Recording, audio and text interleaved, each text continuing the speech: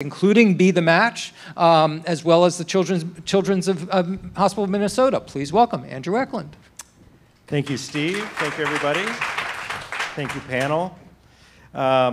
This is going to be fun. I laugh sometimes. I think, Steve, it was in Pinehurst, you called me the grandfather of the internet, and I hadn't turned 50 until the next month, you a-hole. Anyways, so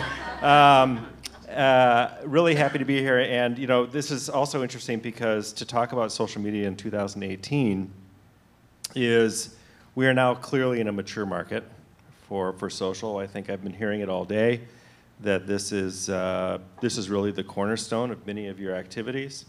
Just to put some perspective on that, I got my career started in the early 90s in what I would think of as maybe the original social network, maybe number 2, but in America Online. So don't laugh.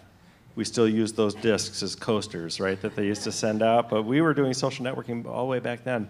But then all of a sudden, what, 2006, 2007, Facebook sort of comes out from under the college dorm rooms and takes over the world, and now all of a sudden we find ourselves really at the precipice or at the nexus point, really, of how we use these networks to build brands.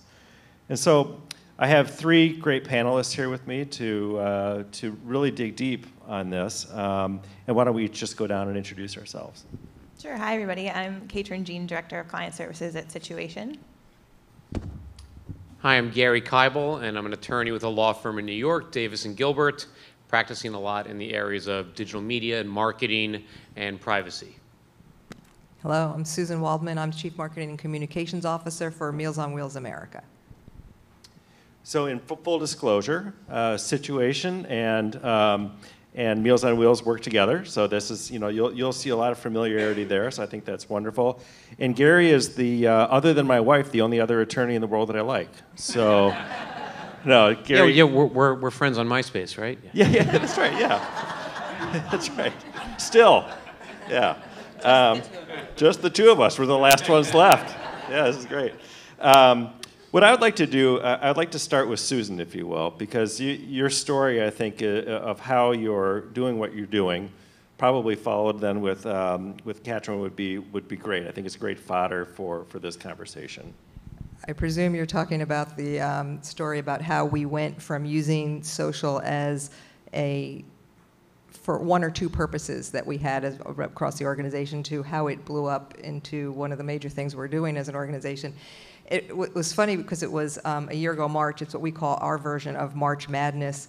And we had just, a couple of people in my department and I had just sat through a webinar on crisis management and laughed when they said everybody should have some kind of a strategy for what if Donald Trump attacks your company, which we thought was kind of funny at the time when we heard it. It wasn't long, though, before we had our social media was primarily used. We were really sleepy about it.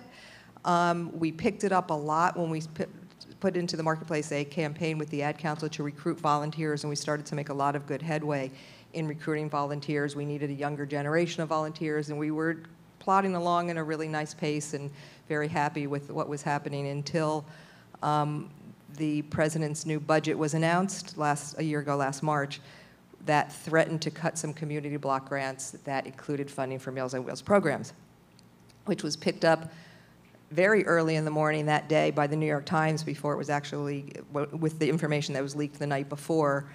And out of nowhere, our phones started ringing off the hooks. Things went crazy.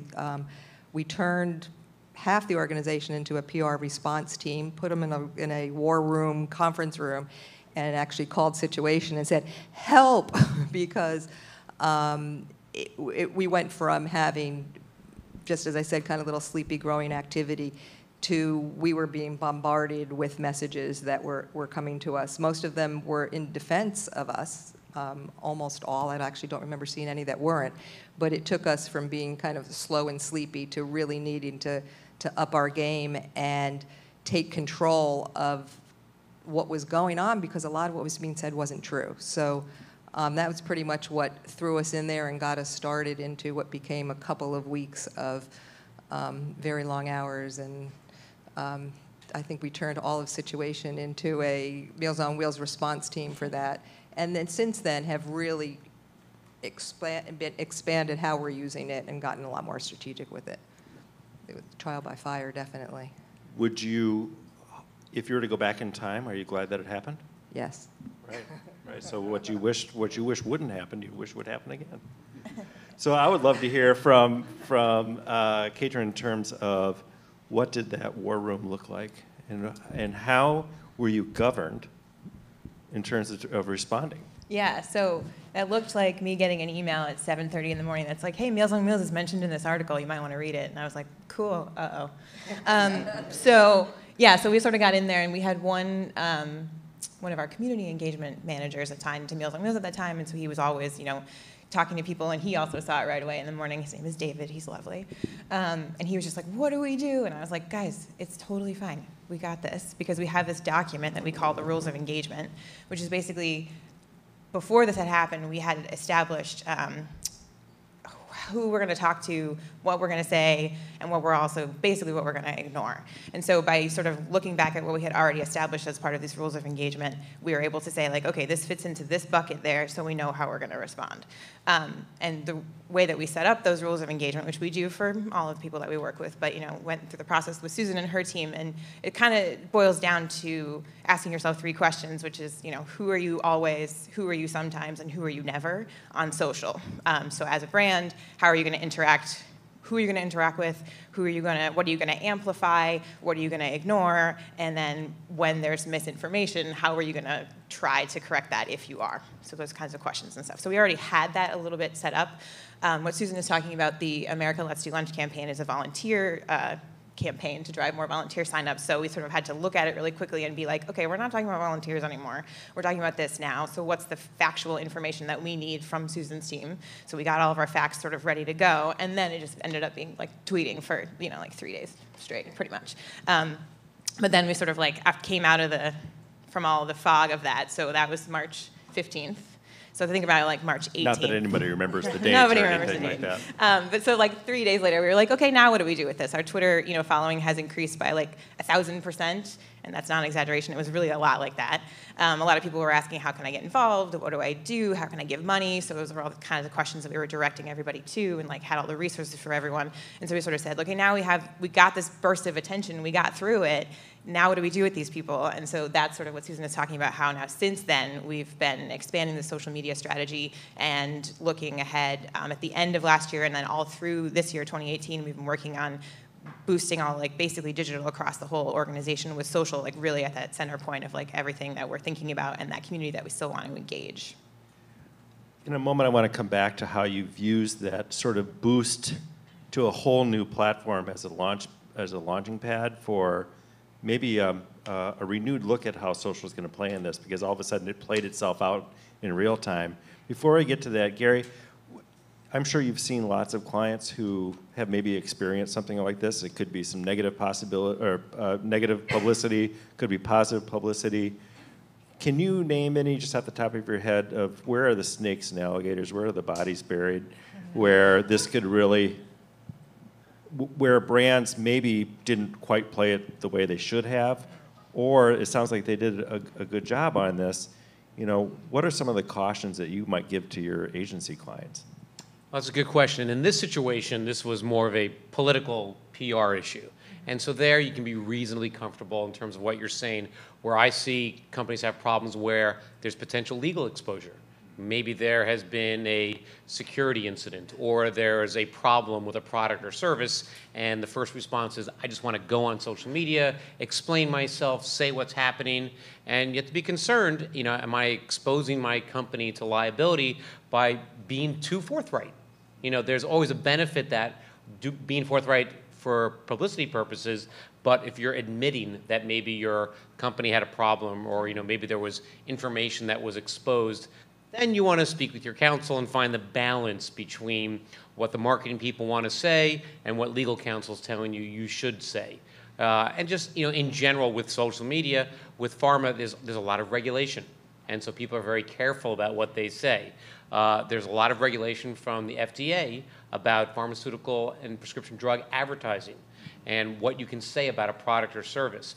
So you have to be very careful about what you say online, because if it doesn't line up completely with what you're permitted to say by the FDA, or maybe you're not following the FDA procedures, then you could expose yourself and actually create a problem. One example where you could create a big problem is, say you have a product which is authorized by the FDA to treat symptom A, but you're not allowed to talk about it treating symptom or disease B, because that's not what you're approved by the FDA for. And you post in social media and a user says, yeah, I took the drug, instead of just dealing with issue A, it took care of issue B. Then you have to be very careful. You don't want to click like on that. You don't want to repost that, because now is the company adopting that statement, which is probably a statement that can't be supported with science. So you have to be very careful about how you're interacting with people. Not that you can't do it, but just think about how you're interacting with someone, and are you, overtly or making an implied statement that could come back and be a problem. Because I happen to know that lawyers don't necessarily like to move fast. Are you ever on the phone, like getting on the bat phone, like during one of these crises, and have to sort of respond quickly or remind them what the rules are, whatever, but not at the same time to a point where you just throw cold water on it? Because, this, like you just said, you just built a whole new platform. Is there a certain level of risk that's available? Or because you don't want to miss out on these opportunities, this is catching lightning in a bottle. Yeah. Well, as you heard from Susan and Katryn, talking about the war room and the rules of engagement. Yeah. That applies, and sometimes legal is involved in that. Yeah. We've been involved with clients that are going to be involved in maybe a live tweeting event. Mm-hmm. And they want to talk, what are our rules of engagement for this? Because we can't run every statement by counsel. As much as, lawyers would love to have every tweet, run by them, we just can't do that. So we need to know, what are the general rules of engagement. You said about $7.35 per tweet? Is that what the rate is now? We have a special this week, $29.95 per tweet. Okay, that's great. Susan, tell me a little bit about the befores and afters, because now you've had this, that was 2016, is that correct? 17, so a year and some months. Did that sort of prove to you that the social platforms were, it became more important, it became a different part of your mix as you think about going to market because of that? And how have things changed? Going back a little bit before that happened, several years before that, we as an organization couldn't come up with enough content to feed our social channels if we wanted to. We were working really, really hard to put something out. I will tell you now, we are fighting off departments, right? So across the organization, and luckily we've got a centralized system, across the organization, I think everybody's seen different ways to use it. It was interesting when you referred to social as a mature channel, which I guess it is, but it feels like it's changing all the time. And some of that is because every time you say something, you're talking for a different audience, a different reason, a different way of approaching it. You can't segment your audiences. You're talking, right, or when you buy you can, but otherwise we're talking to the same people. We're sending all different kinds of messages. So it's a lot of work to integrate it through. And when we came through our March Madness, we were very limited or very careful about what we could say from an advocacy standpoint. So we didn't have our lawyer in the room, but our head of advocacy never left that room, because we had to be so careful. And in some cases you don't, in some you do, and it just always seems very different. But we were able to jump on that. It was a real threat, and the statement that was made by Mick Mulvaney on public television is programs like Meals on Wheels sound good, but there's no ROI. They're not returning anything of any value, which was the statement. And we have lots of research that backs that up. So we were pulling all that together, but then we wrote it quickly, and it was a quick move into an advocacy campaign, which we had never done before. So our pro bono ad agency, Anomaly, jumped in, Situation jumped in, and we pulled together an advocacy campaign that generated response or proactive outreach to what turned out to be 99% of Congresspeople, and resulted in one of the largest increases in Meals on Wheels budgets that has ever happened since the beginning of Meals on Wheels. But largely because we fought it so hard. And it's a lot of work, and you have to be ready to ride it. Our initial response was, let's do a fundraising campaign. we couldn't react quickly enough for a fundraising campaign with our network, so we had to move it to an advocacy campaign, but did it with a lot of long hours. At this point in time, we're now sophisticated enough to have, with Situations Help, and a lot of input from across the organization, we're prioritizing all of our messages out to social media. So we've got how are we going to use them, and what types of messages are they supporting it, what frequency, so that over the course of a day, a week, a month, or a year, we're making sure that we're reaching our goals, but always remaining open to flex with it when we need to, when something happens. So on this advocacy campaign, and I always have to remind myself that advocacy for many of us is advocacy towards Congress or Washington, not social advocacy that we might think of for advocates and influencers. We're in D.C., so you have to remind us that it doesn't mean correct. that to everybody. I have to remind myself all the time. I'm curious about the, how do you in general, now I think we can get off the case study for a moment, but how do you resist the temptation to, and this goes for some of maybe your other clients as well, and Gary, what you've seen, how do you resist the temptation to have to respond to every negative comment? How do you compartmentalize them, measure whether it's coming from somebody sitting in their mom's basement late at night, or somebody who truly has influence, especially if that message comes down from someone in your senior leadership team who says, I saw this last night, what's our response going to be? I want to get back a little bit to this governance, and so how are you measuring sentiment? How do you decide when is it okay, when should we respond, and when should we just let that short attention span of social let it die out and bury itself? And if you want to talk also as well about other clients that you've done that for. Yeah, and I can speak to that a little bit. And part of it, again, goes back to that rules of engagement, like you just can let it go.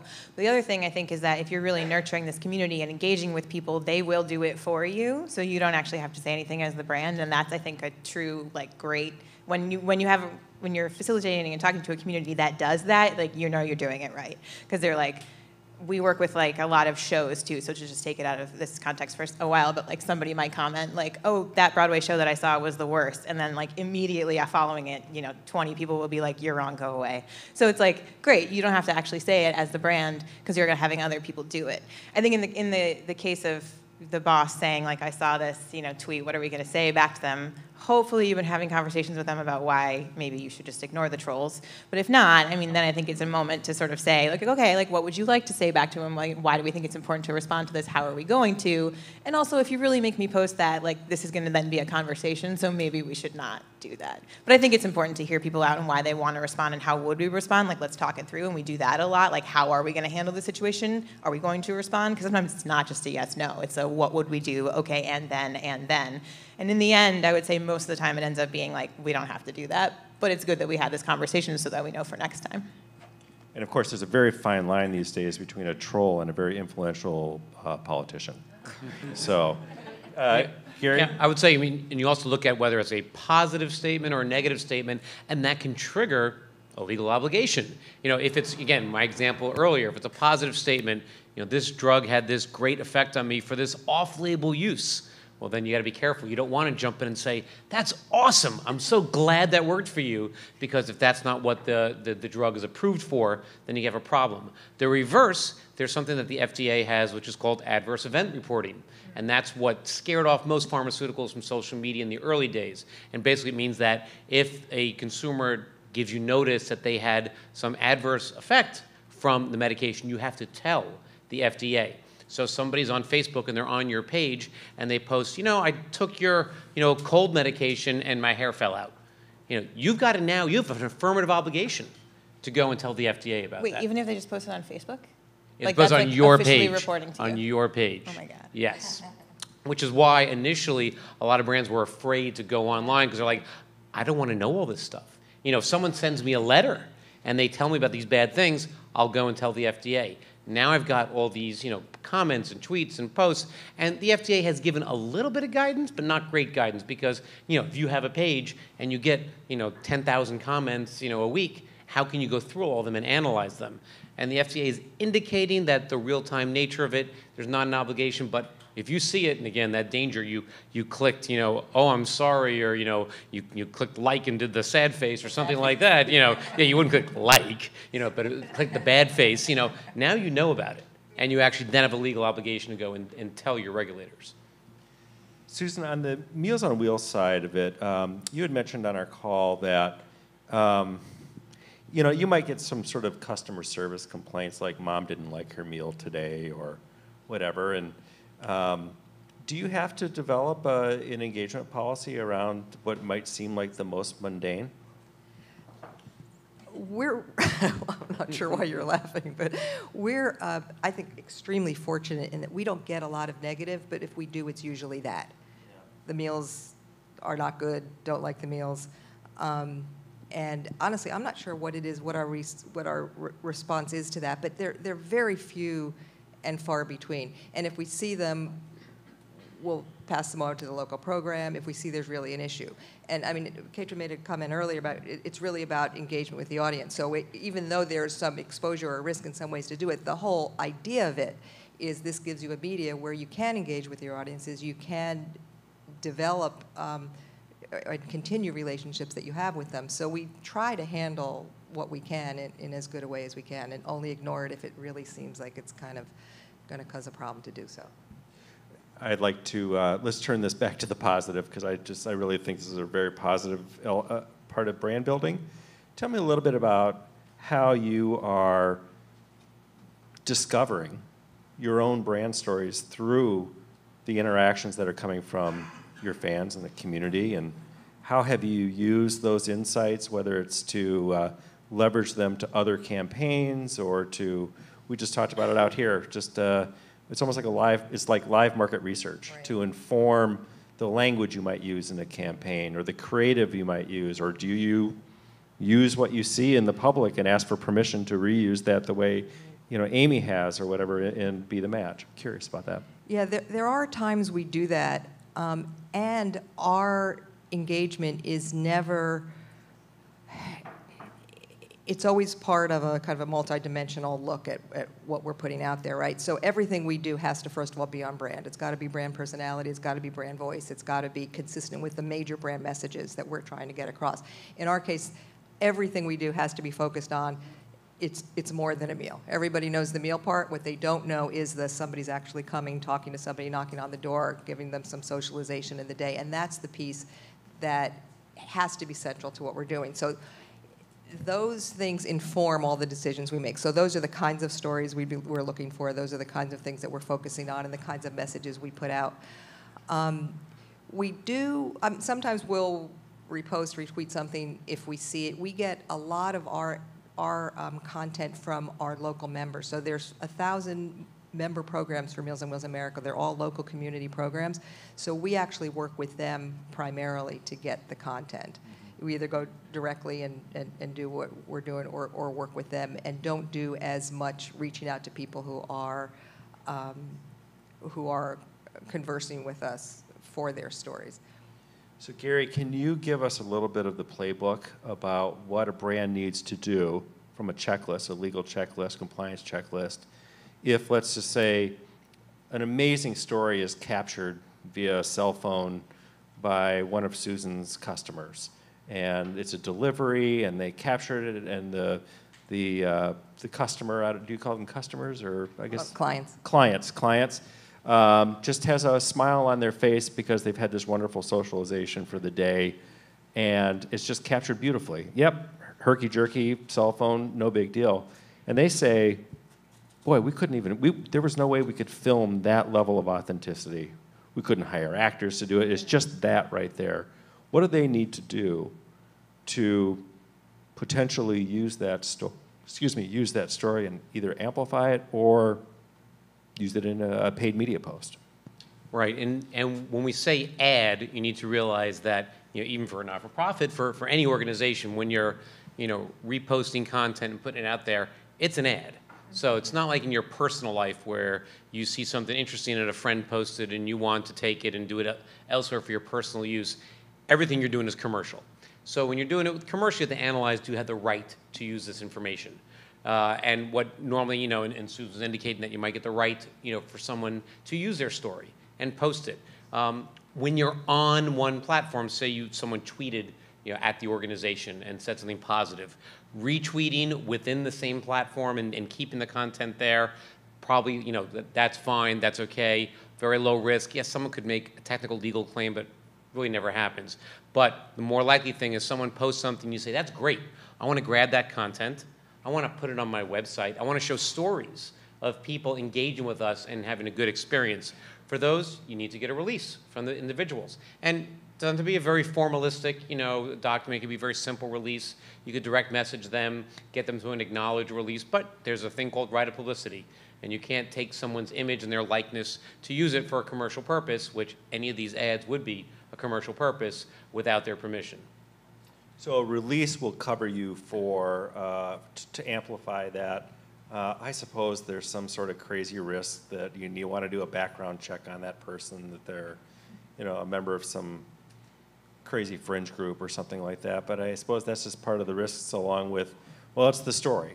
With their background and everything else, we're not going to mess with that. But that might be one of those things where it keeps people away, but at the same time, it's like we don't want to lose the story. Yeah, if it's going to be something you put on your website and you have, 100 different interesting stories, probably no one's going to go to that level. But if you want to put it on a billboard in Times Square, someone's going to do this story. And there's a lot of little wrinkles here. And I talked about maybe, the volunteer maybe took a photo on their phone of the client, being happy. Well, you actually have two issues there. You have the release from the client who's in the photo, and actually the volunteer who took the picture actually technically owns the copyright in that photo. So you actually have multiple parties involved there. So there is a process of clearing things here. Again, if you're on the platform, you're just doing a quick retweet, probably not a big issue. But if you're going to take things, pull it out, develop, a portfolio, use it off platform, then you got to consider these rights. Katryn, do you have some examples of where you and your creative team have been inspired, perhaps, by something you've seen that's happened organically? You've decided to use that as sort of a kernel of almost like a live creative brief to say, let's build on that, or put some paid behind it? Yeah, absolutely. I think one of the things that we're always like tracking sentiment and reporting and stuff like that, and you're seeing what kind of content your audience is naturally responding to.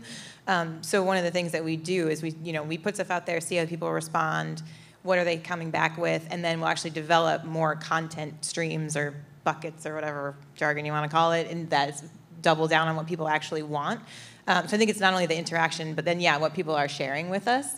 In the case of Meals on Wheels, we try to get a lot of some of the local programs, like Susan is saying, are very active on social. So we'll even sometimes go check out, what are they doing today, and how's it going out in San Francisco, and that kind of stuff, and see what their campaigns are about. And so those kind of live brief situations definitely come up, and we're like, oh, let's amplify them and help them tell this story, and just build out that content stream that we have for this. I think the other thing that is maybe the livest brief is hashtags, right? So your fans all start using a certain hashtag, and you're like, wait, they're talking about us, or they made a cool pun, or whatever. Let's sort of give our stamp of approval on that by using it ourselves, and then again that facilitates the engagement and the building of the community, because you're taking something that they made, but also, of course, giving credit, and everyone wants to be credited for their smart, funny idea on social, so definitely do that. But I think those moments happen, and they can go by really fast, and I think part of that, the role of the community manager is not to be diminished. I think that person who really knows your community and is interacting with those people and having those conversations day after day after day is the best person to know when that moment is happening, and they can sort of help you pinpoint, oh, this is a thing that we should amplify and jump on because I'm seeing it, take off really fast, or I know that they're going to respond really well to this. So the interaction between their brand manager or whoever is on your marketing team and that person who's actually doing the community engagement, I think is also a really important part of that ecosystem. Yeah, and actually, Andrew, I'll jump in. We were talking about grabbing interesting stories, grabbing interesting content. There's the flip side. Invite the public to come and give their stories. That makes it a lot easier than in terms of getting them. So, set up a portal, encourage them to post it to your page, and get them to interact with you and bring the stories to you, and that makes it a lot easier to manage that. Do you need to gate that at all? Sorry. I was going to say, include that check mark that says, you can use this. Yes. Done. I've agreed to these terms and conditions. Then in terms of the social media monitoring, yeah, you do want to, maybe do, filtering, and searching what's there. Again, you don't want someone to be uploading things that are offensive or, just wrong about your brand. And if you control the platform, you might be taking out things that are negative. You don't want to skew it in such a way that you've implied that this is a collection of all the honest stories that we receive out there, and then you pull out the bad ones, you highlight the good ones, and you almost then turn it into a little ad for yourself that's not actually reflective of your product or service. So again, there are some guidelines and rules of the road to do that correctly, but in general, a lot easier if you have the public come in and offer up the stories themselves. So one of the complexities that we've run into, and I'm curious in your case as well, Susan, we certainly run into it with Be the Match, is there's almost a multi-generational lines in the sand, if you will, across these social networks. So unlike MySpace, which everybody loved and everybody was on, Gary, Facebook tends to skew now older. My kids, I have a 21-year-old and an 18-year-old. The 21-year-old hate to know that I just called him a kid. They don't go on Facebook, right? They're on Instagram in one area and then Snapchat for everything else. Facebook is for grandparents, now parents and grandparents. So a lot of your stories are probably told in Facebook, but could get amplified by children and grandchildren and maybe the general public in these other channels.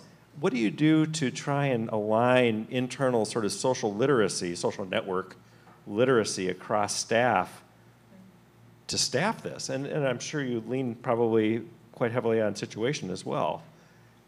Yeah, and volunteer recruitment has been our major push on social media for the last several years. That's been the major area. And we actually have two different audiences. We've got the 55 plus, and then we've got the 18 to 25 or something, for good reason. That's a tough split audience. The fact that the platforms naturally skew that way makes it a little bit easier for us to target our messages a little bit differently and to language them differently to some degree from platform to platform. But it means we need them all, right? We need to be out there because older people have time on their hands to volunteer, and we need younger people to do it. So because there aren't enough older people to do it. So we're kind of working with that every day, and we're much stronger on Facebook and Twitter. We're trying to build up more on Instagram, and mostly just being aware. I think that's the situation and who we're talking to through each of the platforms, and just tweaking from one platform to the other. We usually use the same messages across the platforms, but we might tweak the way we actually go about them. So the campaigns themselves, or the KPIs that you're trying to measure against, volunteerism, advocacy, client acquisition, you might use a completely different social network with a completely different content plan, depending upon what it is that you're going after. You can't have a one-size-fits-all. Yeah, we don't separate it that much. So we're still learning and as I said, we keep increasing the number of messages that we're using on social. So we're learning and we're tweaking it and we're kind of meandering. But we at this point there's not that much of a designation from platform to platform for us. We're really across the board. Most of our messages, very few of our messages are meant toward one specific narrow audience, slice of audience. We don't do client recruitment, or that would be a very specific, you had to be a senior, but we don't do client recruitment on social. So the other things we want people to do really spans across the age groups, or we want it to span across the age groups. Right. And you have influencers as well, right? You have the children of your clients, the support people of your clients, who may actually be the influencers. Absolutely. They may not be actively pursuing Meals on Wheels themselves, your clients. Right. It's a support person. Most of the conversation you hear is my mother this, my aunt that, my grandmother this. That's most of the conversation that you hear. Yeah. And they're an extremely important group for us, right? So that's who we're talking to more specifically. Wonderful. Steve, do we need to go to questions? Yeah, let's see if the social topic has to have questions. And we've got a lawyer here who's giving free advice for the next 10 minutes. Free advice for the next 15 minutes. Right.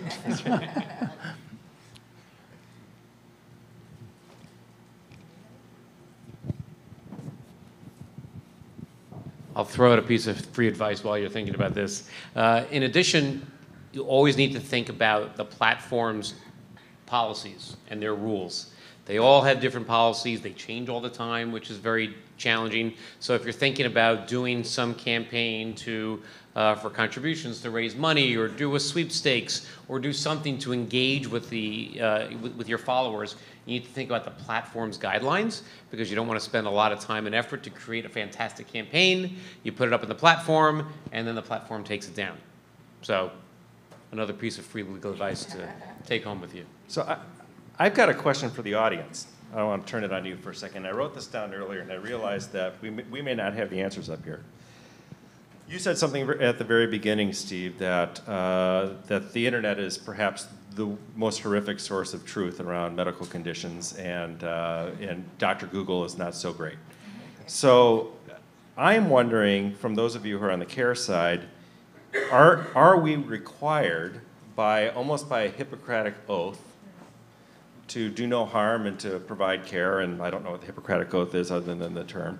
Are we obligated as care providers to participate in these channels where we know misinformation is, if we know we have the information that could set the record straight in a truthful and fact-based way? Are we obligated to participate in these social channels? And if you have an opinion on that, I'd love to know. Let's see what the audience thinks first. I see heads All going right, left and right, up and down. let's do a vote. Who says yes, we are obligated to take part in these conversations in social channels? Yeah. And so if we say no, Does that mean the rest of you don't? I think it's interesting, Good. because I think what we're saying is then the community is allowed, and therefore our Hippocratic oath to do no harm and to care for people is only within the exam rooms or the surgical rooms or whatever else, but it does not translate, and I'm not saying necessarily from a legal standpoint, maybe I am. No, it is. I mean, and this is one of the questions the industry has been begging the FDA for guidance. You know, what's my obligation?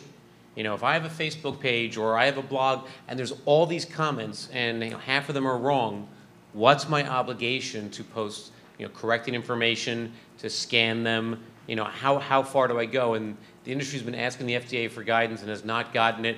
The best guidance we got was in 2014. There was this document about post-marketing reporting because in the old days, when you put out a commercial or a print ad, you had to simultaneously deliver that to the FDA. And so the industry was saying, well, what do I do in this real-time world? Do I have to submit every post to the FDA so that they have it, which would be a nightmare?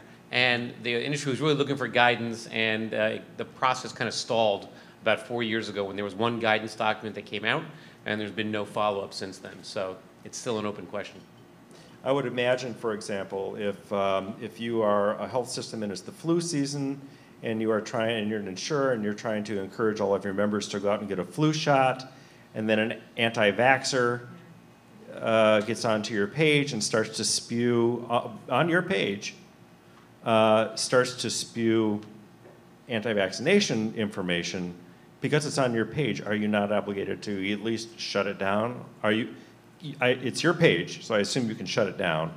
But are you also just obligated at a higher level, that Hippocratic oath, to respond with factual information?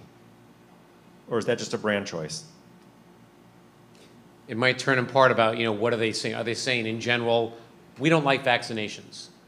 Or are they saying, I took that vaccination And I got sick. and I got sick? Mm-hmm. And that's a very different situation. So we should just unplug it all. All right. Any other questions? No? Yep. Over here, yeah, corner. Hi, my name is Kelly, and I'm from Influence Central. So this kind of touches a bit on what we do because my company does influencer marketing. And over the years, we've worked with a few pharmaceutical brands who are willing to take that risk, and I've had the pleasure of doing a lot of AE training and regulatory board discussions and all of that really fun stuff. And I think it's very interesting to hear everyone's perspective on, I think, the industry is at a little bit of a I don't want to stay a plateau or stalemate, but there are so many risks inherent to working with influencers, putting a personal voice on social, and a lot of the clients that we work with, sometimes we'll have discussions for a year plus, bringing a drug to market and wanting to talk about it in a very informative way and still engage influencers and their consumer base on social, but there are so many guidelines that we have to follow, and when you're talking about reporting every AE on every platform and the daunting task that it is, I think it also kind of stretches that bridge on authenticity as well, because a lot of times our clients will say, we want to engage a group of influencers to talk about this drug that we're bringing to market, the specific uses, but we want the influencers to turn their comments off on their blog. So then how authentic is that?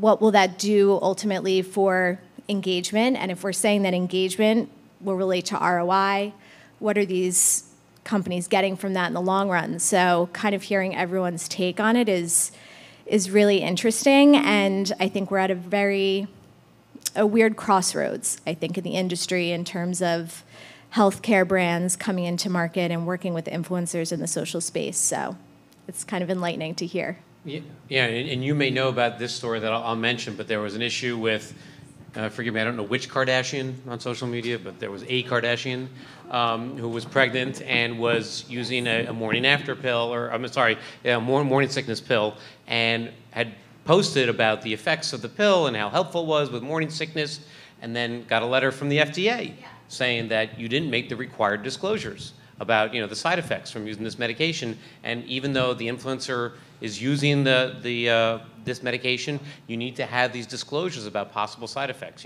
CRED and Golf Magazine. You have to have something to say it. And so the FDA is looking at this, and they're looking at what influencers are doing when it comes to this space. Not to say you can't do it. You can do it, but then, to your initial point, have guidelines and rules of the road so that you don't get yourself in trouble.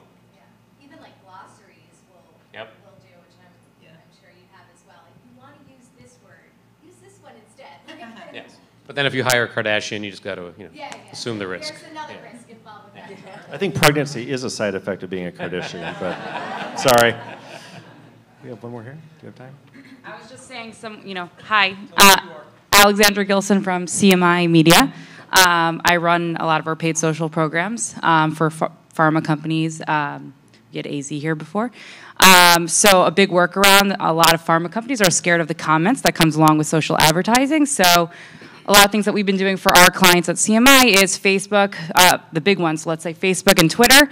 They have workarounds for that where you can promote on those platforms and have all comments turned off, all engagements turned off on those posts. So that's a way we get our clients kind of comfortable with the idea of being on social media to begin with, and when they get their feet wet and they get more comfortable with it, we can turn on those engagements again, and once they're ready to instill that community management, which is a must if you're going to be advertising with comments on and all that good stuff. So I would say that when social media flipped the switch a few years ago from organic to paid, it was probably, even though it was going to cost brands more money, so to speak, the reach that they were getting from organic were false numbers anyways.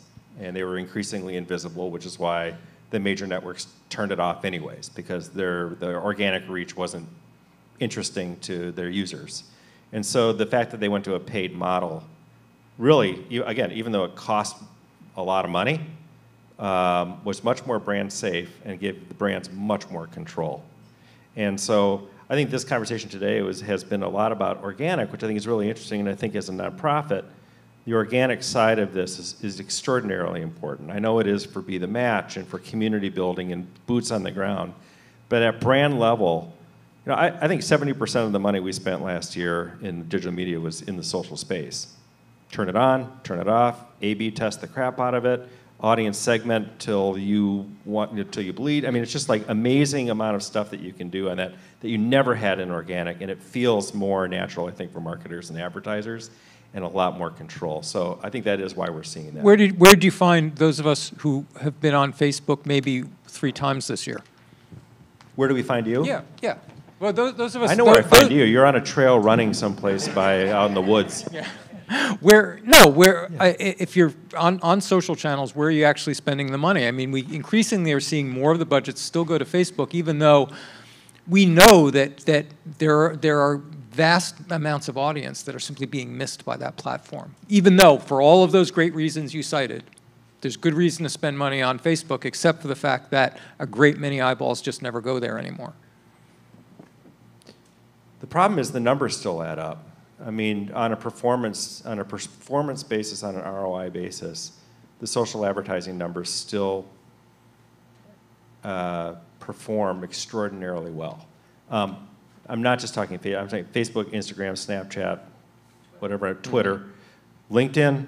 I mean, LinkedIn's B2B products have gotten a lot better in the last year for B2B. So I think what we're finding is that there sure is enough audience there to reach them. Now, brand awareness campaigns, huge. I mean, YouTube is now what, the #2, you know the numbers. #2 search engine. #2 search engine on the internet. And we don't even talk about YouTube, but I bet you for 9 out of 10 of you, YouTube might be the most important channel, and we didn't even talk about it. You know, it's fascinating. You had a question on that side. Sorry. This has been fascinating. Beatriz Mallory, Census Health. This has been fascinating, but as a cross-cultural agency, all I can do is sit here and think, all right, so what happens when you add Spanish or Mandarin or, shall I go on? Particularly to the attorneys who want to pull their hair out if they are not multilingual, and they don't want to trust it to a paralegal who is. So I guess my question really is, as you start looking at the diversification of your audiences, how are you keeping up with respect to what you're doing in the, quote, general market, unquote, as your general market changes? I mean, I can just say, excuse me, what we've sort of started to do, to your point, is targeting the messaging. And I think that's almost where your comment about paid actually is really well timed to this question too, because then you can, literally put that message in that language in front of people who speak that language. And so that's one other way that paid is actually really helping to target the people in those other, other niche, we call them niche markets, whatever, niche targeting, niche interests, whatever, that you want to get at. And add that level of diversity. But we're absolutely, adding, versioning the content. What message resonates with those people versus your general brand? What do you want them to talk to? What sort of content do you want them to engage in? And then layering that on. And I think that's where the complexity of all of this marketing strategy really comes into play, and the executing the plan against that overall brand strategy, and getting that message in front of the specific person. And I think it's imperative to have those versions and to reach out in that way, because especially if it's important to you as a brand to do that, and then you should absolutely be extending that on social, not just in that one pamphlet that you print once a year or whatever. The targeting is the least of our problems, right? That's the least of our problems. It's the content development. And again, I'm just going to talk to Be the Match again, and I apologize, but the HBCU market, the AFA market, Hispanic market, those are core markets for us. And what we've realized is that the organic stories really fuel the voice of the community. And then if we're not mining that for intelligence, for language intelligence, for concerns intelligence, just names and faces and the embedded culture of that, we're not doing. And if we are not involving people from those cultures in our creative briefing process, big miss. That's actually the next thing I was going to say. That's why I picked up the mic, but you just said it. But it's also delivery of the product in a way that is relevant to that audience. Mm-hmm. From the standpoint of, I work for a hospital system. Marketing to niche audiences, to do that, we've got to be able to deliver that product in a way that we speak their language, we operate it culturally the way they do, we deliver that product in a real, authentic way. And if we're not doing that, they're going somewhere else. And if you can't do it, don't do it. Yeah, we work with the Children's Hospital in Minneapolis, and they are in the middle of the second largest Somali population outside of Somalia. And, to be able to connect with that community. And this is a first generation, if not second generation, immigrant population. So English is still very much a second language. We know that we have connections to those communities. They're just not in the marketing department. So you have to build bridges to people to make sure that, like, I'm not sure I want to, I mean, I will, but, you know, to have them be a part of a creative advertising briefing process, not that interesting for them. To have them come in and have a roundtable and tell us about what is their life like delivering a baby, even being pregnant within your community. Are you getting the support that you need? I'm sure for you, and you know, in your case, are you getting the support in your home? Do you have transportation issues? You know, there's lots of other challenges around that, I'm sure. Yeah, and in our case, we're fortunate enough to have local people on the ground in virtually every community across the country. So we have people on the ground who can actually reach out into those communities and handle it that way, which is, I don't know how we'd do it if we didn't. Yeah. So, says the panel of white people. So, Andrew, panel, we're going to break for coffee now so people can come up and talk to you then, but thanks, that was very stimulating. Thank you. We have a small change in schedule I want to let you know of. We are going to break for coffee now, but because of, and how the deep irony of this has to be appreciated, we have lost our case study to the flu.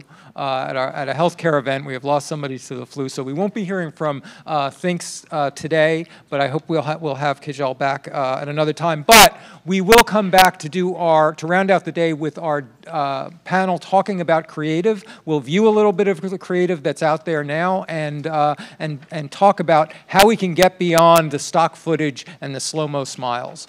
So take some coffee. We'll be back in about, let's do this in about 15 minutes.